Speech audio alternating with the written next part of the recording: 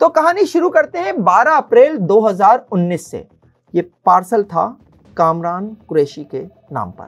अरमगान पहली दफा पकड़ा गया था, इसलिए वो तफ्तीश के दौरान फर बोलता चला गया। अरमगान ने जामिया कराची से प्राइवेट बीकॉम किया और फिर मुख्तलिफ जॉब्स करता रहा। जी हाँ, आज का अरबपति अरमगान 2019 में छोटी मोटी जॉब्स कर रहा था। वो मनशियात की बैनुल अक़वामी गिरोह के अफराद से विकर नामी एक ऐप के जरिए राब्ते में था। 2019 में पकड़े जाने से पहले तक 9 मरतबा ड्रग पाकिस्तान स्मगल कर चुका था। तैमूर मुस्तफ़ा आमिर की ही उर्फियत थी।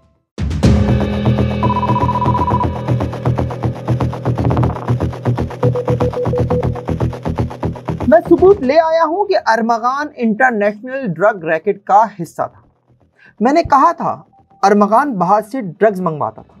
मैंने ये भी कहा था कि वो डार्क वेबसाइट के जरिए ड्रग्स मंगवाता और बिटकॉइंस के जरिए पेमेंट करता था।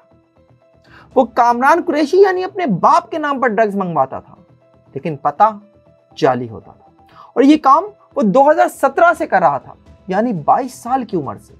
वो पकड़ा गया, जेल गया और फिर जेल से बाहर आकर उसकी दुनिया ही बदल गई। मैं आज बात करूंगा सबूतों के साथ, लेकिन इससे पहले अगर आपने अब तक मेरे चैनल को सब्सक्राइब नहीं किया है तो प्लीज सब्सक्राइब कीजिए, वीडियोस को लाइक और शेयर कीजिए और कमेंट सेक्शन में जाकर कमेंट करना ना भूलिएगा। अरमगान की पुलिस मुकाबले के बाद गिरफ्तारी की जब खबर आई और मैंने इसे जरा सा इन्वेस्टिगेट किया था तो पता चला था कि ये कोई मामूली कहानी नहीं है। इसके पीछे तो इंटरनेशनल ड्रग रैकेट्स हैं। मेरी इस बात पर शुरू में किसी ने यकीन नहीं किया, लेकिन आज मैं सबूतों के साथ ये साबित करूंगा कि अरमगान इंटरनेशनल ड्रग रैकेट का हिस्सा था। तो कहानी शुरू करते हैं 12 अप्रैल 2019 से, जब कराची के जिन्ना इंटरनेशनल एयरपोर्ट पर एक पार्सल पकड़ा गया।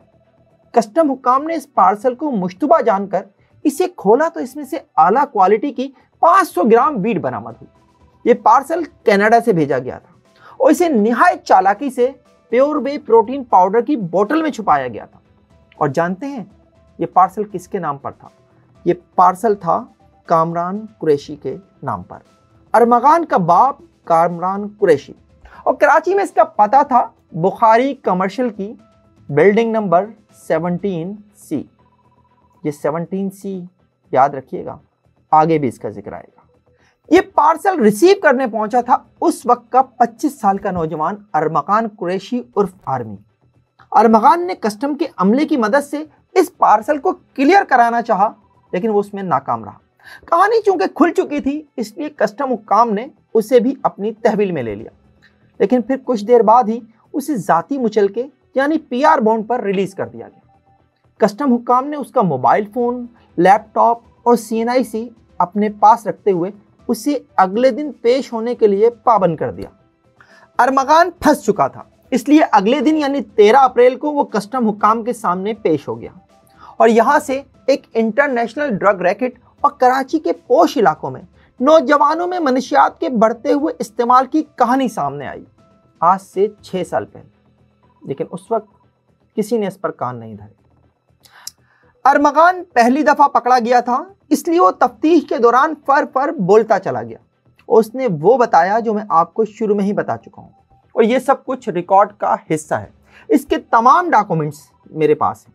अरमगान ने एतराफ़ किया कि उसने वीड कनाडा से मंगवाई थी और ये ऑर्डर उसने डार्क वेब पर जाकर किया था और इसकी पेमेंट बिटकॉइन से की थी। कस्टम हुक्काम हैरान थे कि एक 25 साल का नौजवान किस तरह से इंटरनेशनल ड्रग डीलर से पाकिस्तान में बैठकर ड्रग्स मंगवा रहा है। उसे कंप्यूटर खोलकर दिया गया, जहां उसने वो डार्क वेबसाइट खोलकर दिखाई, जहां कई किस्म की मंशियात ऑनलाइन परचेज के लिए मौजूद थी और क्रिप्टो करेंसी यानी बिटकॉइन के जरिए पेमेंट करके कोई भी ड्रग मंगवाई जा सकती थी। मेरे पास मौजूद डॉक्यूमेंट्स में उस वेबसाइट का एड्रेस भी मौजूद है। अरमगान के इस एतराफ़ के बाद उसे बाकायदा तौर पर मनशियात की स्मगलिंग के मुकदमे में गिरफ्तार कर लिया गया और जब उससे मजीद तफ्तीश हुई तो पता चला कि अरमगान एक आज़ाद माहौल में पलने बढ़ने वाला नौजवान है। उसका बाप यानी कामरान कुरैशी तवील अरसे से अमेरिका में मुकीम है। अरमगान ने जामिया कराची से प्राइवेट बीकॉम किया और फिर मुख्तलिफ जॉब्स करता रहा। जी हाँ, आज का अरबपति अरमगान 2019 में छोटी मोटी जॉब्स कर रहा था। इन्हीं जॉब्स के दौरान उसके कुछ दोस्त भी बने, बुशरा अयाज, नौमान इलियास और तैमूर। ये तैमूर का नाम भी याद रखिएगा, आगे चलकर जब मैं मुस्तफ़ा आमिर का क्रिमिनल रिकॉर्ड बताऊंगा तो ये नाम दोबारा आएगा। अरमगान इन दोस्तों के साथ प्राइवेट पार्टीज करने लगा और इन्हीं प्राइवेट पार्टीज में वो वीड के नशे का आदी भी होता चला गया। अब उसे वीड चाहिए होती थी और इसके लिए वो ड्रग पैडलर्स के राब्ते में आ गया। कोई एक नहीं, कई ड्रग पैडलर्स, एहतिशाम, अहमद गफ्फार, हस्साम मलिक और उस्मान सवात। ये वही उस्मान सवात है जो कुछ अरसे पहले एक मुश्तबा कार हादसे में मारा गया है। ये तमाम drug peddlers weed, cocaine, ice, ephedrine और दीगर मंशियात नशे के आदी अफराद को बेचा करते थे, जिनमें अक्सरियत नौजवानों की थी। अरमगान ने तफ्तीश के दौरान इंकिशाफ किया कि कराची में ड्रग के इन रैकेट से राब्ते में आने के बाद उसने खुद मंशियात की स्मगलिंग यानी मनशियात बैरून मुल्क से मंगवाने का फैसला किया और उसने इंटरनेशनल ड्रग रैकेट से राब्तों की कोशिशें शुरू कर दी। और इस काम के लिए उसने डार्क नेट और क्रिप्टो करेंसी यानी बिटकॉइन को भी समझना शुरू कर दिया।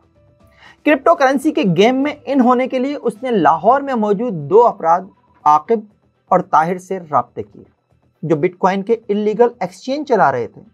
बिटकॉइन एक्सचेंजर आकिब ने अरमगान को बिटकॉइन की पेमेंट के लिए स्टैंडर्ड चार्टर्ड बैंक का एक अकाउंट नंबर भेजा, जो गुलबर्ग लाहौर की ब्रांच में उसके छोटे भाई मोहम्मद उमर के नाम पर खुला हुआ था। आकिब ने अरमगान से कहा कि वो इस अकाउंट में 4,70,000 रुपए जमा करा दे। याद रहे ये बात 2019 की हो रही है। अरमगान के मोबाइल फोन की जांच के दौरान पता चला कि वो मनशियात की बैनुल अक़वामी गिरोह के अफराद से विकर नामी एक ऐप के जरिए राब्ते में था। तो इस चैटिंग ऐप पर उसकी निहायत अहम चैट भी उस वक्त सामने आई। इस चैट में यह भी सामने आया कि कस्टम के हाथों पकड़े गए पार्सल के बारे में भी वो कनाडा में इंटरनेशनल ड्रग रैकेट को इत्तला दे चुका था। अरमगान के मोबाइल फ़ोन में व्हाट्सएप चैट से कराची के पॉश इलाकों में मनशियात खरीदने और बेचने वालों के बारे में भी अहम मालूमात मिली थी, लेकिन अफसोस उस वक्त इस पर कोई ख़ास कार्रवाई नहीं की गई। अरमगान से तफ्तीश के दौरान जो सबसे अहम चीज़ सामने आई, जो मेरी इस बात को भी सपोर्ट करती है कि अरमगान इंटरनेशनल ड्रग रैकेट का हिस्सा है, वो ये थी कि अरमगान 2019 में पकड़े जाने से पहले तक 9 मरतबा ड्रग पाकिस्तान स्मगल कर चुका था। वो ये खेल 2017 से खेल रहा था। मैं आपको वो डेट्स भी बता देता हूँ जब जब अरमगान ने ड्रग्स पाकिस्तान स्मगल की। पहली बार 31 जुलाई 2017 को, फिर 2 अक्टूबर 2017 को, फिर 12 जनवरी 2018, फिर 7 मार्च 2018 और फिर 19 और 29 नवंबर 2018। अप्रैल 2019 में पकड़े जाने से पहले वो 20 फरवरी और 9 मार्च को भी इंटरनेशनल ड्रग रैकेट से मनशियात पाकिस्तान स्मगल कर चुका था। पर इसमें दिलचस्प बात यह है कि इब्तिदाई 4 शिपमेंट्स उसने अपने नाम पर मंगवाई, लेकिन फिर बाद में वो अपने बाप कामरान कुरैशी के नाम पर मंगवाने लगा, लेकिन पता जाली होता था। और यही वो वक्त था जब दुनिया भर में कोरोना फैला हुआ था। प्लॉट नंबर 17C, मैंने शुरू में कहा था ये एड्रेस याद रखिएगा। अरमगान ड्रग्स मंगवाते वक्त डिलीवरी के लिए यही एड्रेस देता था, लेकिन तफ्तीश के दौरान पता चला कि इस प्लॉट नंबर पर तो कोई इमारत ही नहीं है। फिर मंशियात अरमगान को डिलीवर कैसे हो जाती थी? तो जनाब, अरमगान के शातिर जहन ने इसका भी इलाज ढूंढ रखा था। वो कोरियर सर्विस के नुमाइंदों से राब्ते में रहता था और जैसे ही उसे पता चलता था कि उसका पार्सल आ चुका है, वो कोरियर सर्विस के नुमाइंदे को फ़ोन कॉल पर रखकर उससे 18C की सीढ़ियों पर पार्सल रिसीव कर लेता था, सामने वाली बिल्डिंग। अरमगान ने जब वीड का नशा शुरू किया था और जो उसके इब्तिदाई दोस्त बने थे, अरमगान शुरू में उनसे ही वीड खरीदा करता था। और एक ऐसा ही दोस्त था अहमद गफ्फार, जिसका मैं ऊपर भी जिक्र कर चुका हूँ। अरमगान की व्हाट्सएप चैट में अहमद गफ्फार का एक मैसेज भी मिला था, जिसमें वह अरमगान से 7 ग्राम वीट के 33,000 रुपये मांग रहा था। एक इंडस्ट्रियलिस्ट मोहम्मद हनीफ का इकलौता बेटा अहमद गफ्फार, जो खुद शहीद Zulfiqar Ali Bhutto institute of technology में BBA 3rd ईयर का स्टूडेंट था। मैं ये सब कुछ खोलकर इसलिए आपके सामने रख रहा हूं ताकि आपको अंदाजा हो सके कि वालिदैन की गफलत की वजह से हमारी नौजवान नस्ल किस तरफ जा रही है। इंडस्ट्रियलिस्ट मोहम्मद हनीफ ने भी अपने इकलौते बेटे को मुकम्मल आज़ादी दे रखी थी और इसी आज़ाद माहौल में जवान होने वाला अहमद गफ्फार भी वीट के नशे का आदी था और इंस्टीट्यूट के कैफेटेरिया और मुख्तलिफ पार्टीज़ में अपने दोस्तों के साथ ये नशा किया करता था। इसकी और अरमगान की दोस्ती एक मुश्तरका दोस्त खुशबू की बर्थडे पार्टी में हुई थी, जहां उन्होंने एक दूसरे से अपने कॉन्टैक्ट नंबर्स शेयर किए। अरमगान का एक और दोस्त था एहतिशाम सोमरो, और अरमगान से उसकी दोस्ती की वजह से उसकी वालदा को भी कस्टम की तफ्तीश से गुजरना पड़ा। मैं उस माँ का नाम यहाँ डिस्क्लोज नहीं कर रहा, सिर्फ इतना बता देता हूँ कि एहतिशाम सोमरो भी एक यंग स्टूडेंट था, एक पढ़ी लिखी फैमिली से ताल्लुक़ रखता था और अरमगान के साथ मिलकर वीट का नशा किया करता था।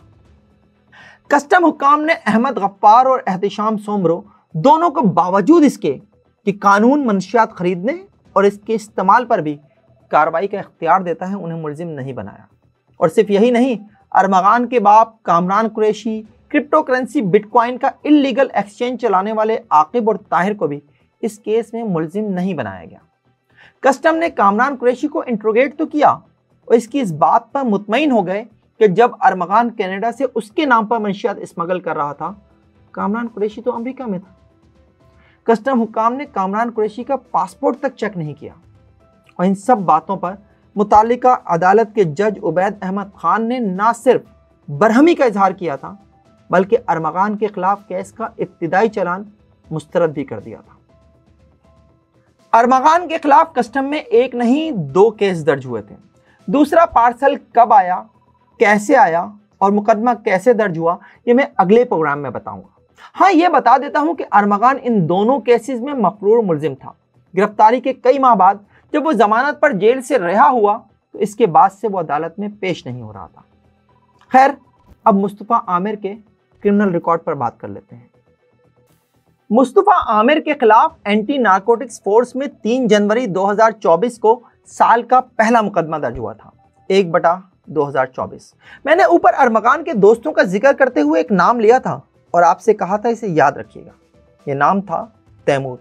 जी हाँ, एंटी नारकोटिक्स फोर्स में दर्ज मुकदमे की FIR के मुताबिक तैमूर मुस्तफ़ा आमिर की ही उर्फियत थी और इसी उर्फियत से मुस्तफ़ा आमिर ने एक पार्सल कराची से लाहौर भेजने की कोशिश की थी और ये पार्सल बुक कराने वो खुद कोरियर सर्विस की DHA में वाक़ दफ्तर गया था। इसकी CCTV मौजूद है।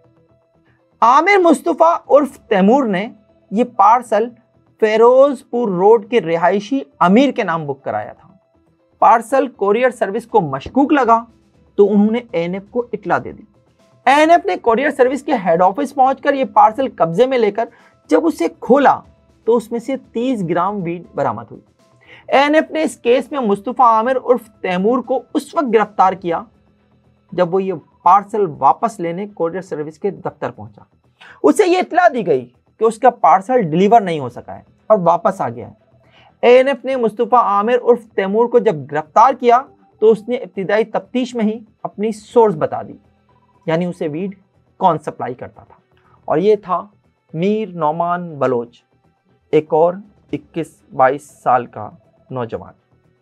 मुस्तफ़ा आमिर उर्फ तैमूर ने निशानदही की कि मीर नौमान बलोच क्लिफ्टन में बिलावल हाउस के करीब बारबेक्यू टू नाइट के पार्किंग एरिया में रोजाना 7 से 8 बजे के दरमियान अपने मखसूस ग्राहकों को मनशियात फराहम करने आता है और ANF दूसरे ही रोज 4 जनवरी 2024 को आमिर मुस्तफ़ा उर्फ तैमूर को लेकर वहां पहुंच भी गई और बारबेक्यू टू नाइट के पार्किंग एरिया की खुफिया निगरानी शुरू कर दी। 7:15 बजे मीर नौमान बलोच आ भी गया। पहले से गिरफ्तार मुलजिम मुस्तफ़ा आमिर उर्फ तैमूर ने ANF को इशारा करके मीर नौमान बलोच की निशानदही की, लेकिन इससे पहले कि ANF मीर नौमान बलोच को गिरफ्तार करती, वो ANF की टीम को देखकर गाड़ी वहीं छोड़कर पैदल ही फरार हो गया। ANF की FIR के मुताबिक वो रात के अंधेरे का फायदा उठाते हुए फरार हुआ। एक तो हर FIR में ये मुलजिमान अंधेरे का फायदा उठाते हुए पता नहीं कैसे फरार हो जाते हैं। खैर, मीर नौमान बलोच की गाड़ी की तलाशी पर उसकी गाड़ी से भी 35 ग्राम वीड बरामद हुई। बाद में मीर नौमान बलोच भी गिरफ्तार हो गया, लेकिन मुस्तफ़ा आमिर उर्फ तैमूर और नौमान कुछ ही अरसे के बाद जमानत पर रिहा होकर बाहर आ गए और फिर से वही सब करने लगे। मुस्तफ़ा आमिर उर्फ तैमूर 6 जनवरी को अरमगान के हाथों कत्ल हो गया और 27 जनवरी को जब अदालत में मुस्तफ़ा के खिलाफ केस की समाअत हुई तो अदालत को बताया गया कि मुलजिम मुस्तफ़ा मिसिंग है और उसकी मिसिंग की FIR दरख्शां थाने में दर्ज कराई गई है। अदालत ने मुस्तफ़ा आमिर के वारंट गिरफ्तारी जारी करते हुए केस की अगली तारीख 27 फरवरी यानी चंद रोज पहले की दी थी और 27 फरवरी को मुस्तफ़ा आमिर उर्फ तैमूर का क्लिफ्टन कंटोनमेंट बोर्ड का जारी करदा डेथ सर्टिफिकेट अदालत में जमा करा दिया गया है। बताने को अभी भी बहुत कुछ है, लेकिन प्रोग्राम कुछ तवील हो गया है, इसलिए कुछ बातें अगले प्रोग्राम के लिए उठा रखता हूँ।